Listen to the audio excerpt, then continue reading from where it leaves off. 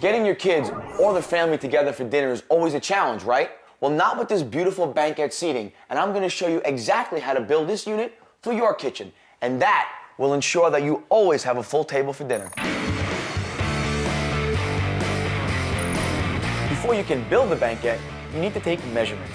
So you wanna measure the length, the height, the width, and the depth of your seating area. A great way to determine the height of your banquette is literally pull up your favorite chair and borrow the measurements from that and just transfer it over to your bench seating. Now that I have my measurements, it's time to go outside to cut and get ready to assemble. I'm going to be using 3/4 inch birch plywood to construct the frame of the banquette. So my next step is ripping down the material for the 4 sides of the frame, and I'm going to do that using a table saw. Birch plywood is a great material to use because it's similar to what they make cabinets out of, and that's basically what we're doing here. Plus, it sands up and paints beautifully.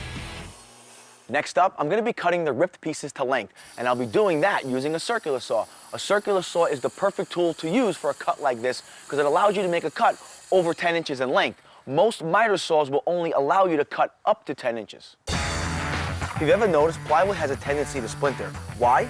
Because the veneer is only 1/mm of an inch thick.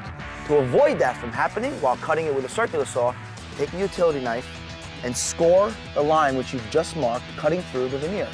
And the blade is making its circular cut. It won't tear and rip up the face. Because we're finishing the banquette with a bench top, which will open for storage, we're going to be cutting 2-inch strips out of our plywood to act as a ledge, kind of like a picture frame. All the pieces are cut, and now it's time for assembly.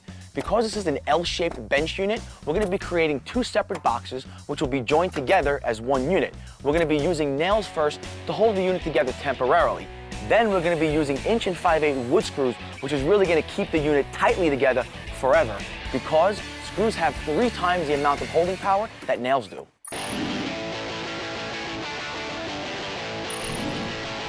These things look great. Now we need to go back inside, secure them in place with 3-inch wood screws into the wall studs. There are many different ways you can finish off the front of your banquette. You can paint it, or you can stain it, or you can do what I'm doing, and that's installing beadboard. I'm simply going to glue it and nail it right in place. You'll definitely want to install the beadboard before you lay the floor. This way the floor tile covers the bottom seams.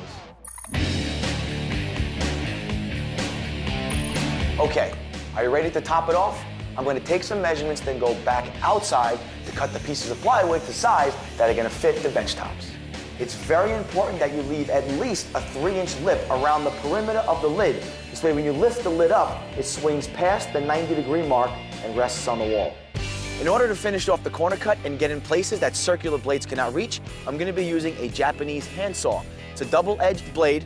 It's got 1 thick, coarse set of teeth, and then a finer set of teeth for finer cuts. And I'm going to be using this in place of a jigsaw.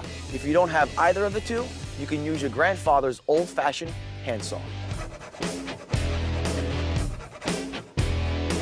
Now that the bench top is cut to size, I'm going to glue and nail the perimeter piece in place. Next, I'll be installing a piano hinge. I'm using a piano hinge because of its length. The length of the piano hinge will offer lateral support the entire running length of the bench seat top. And that's secured by these miniature finished screws. Now, to start a hole for these screws, you want to use a tool known as an awl.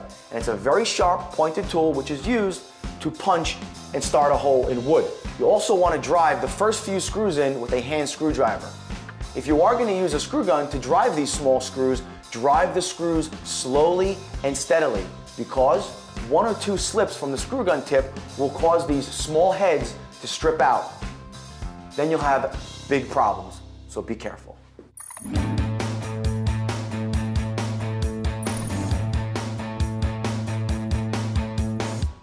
The last thing to do is to paint or stain the bench tops. Now that, of course, is left entirely up to you. I am going to be painting these bench tops white to match the baseboard.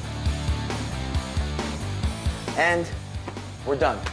Dual function custom banquette seating, which, I might add, looks amazing. If this doesn't get the family to come sit down for dinner, I don't know what will.